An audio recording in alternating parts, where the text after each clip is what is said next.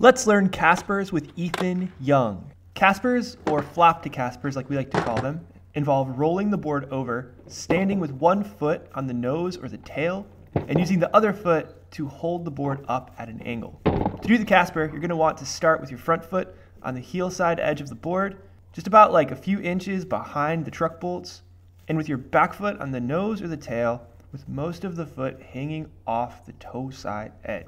Press down on your front foot and shift your weight back, allowing the board to roll over. Once the board's upside down, you should be standing with your back foot on the nose or tail, and with your front foot elevating the board slightly. To get back onto all four wheels, you'll need to flip the board end over end.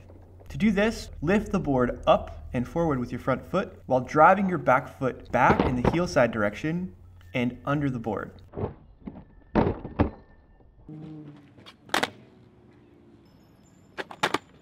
Now the Casper is a tough trick to learn all at once. I recommend breaking down each part of the trick and learning them separately. We'll start with the dismount.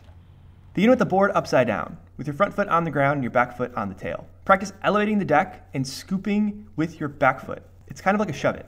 Work on that push-pull motion, really bringing the front foot forward and your back foot back. Once you're comfy with that little shove it out of Casper, practice doing that with your front foot elevated slightly. Balance on your back foot for a quick moment, then scoop and jump. Getting into the Casper is a little bit more tricky. You're going to practice this part with one foot on the ground too. Press down hard on your front foot and focus on letting the board roll under your back foot. Arch your back foot and kind of wrap it around the edge of the tail. The goal here is to end with your back foot in the center of the tail and with the board resting on top of your front foot. Once you're comfortable doing that move and landing in that ending position, you can practice doing this part with your front foot elevated. For that, you'll need to lean back and focus on having all of your weight over your back foot. Now you can put it all together. And when you're doing the Casper, there's a few things you definitely want to avoid. Mostly keeping both feet off of the ground. Now it's nice to be able to learn the Casper with one foot on the ground, but once you're comfortable doing the trick, it's important that you do them with both feet firmly off the ground.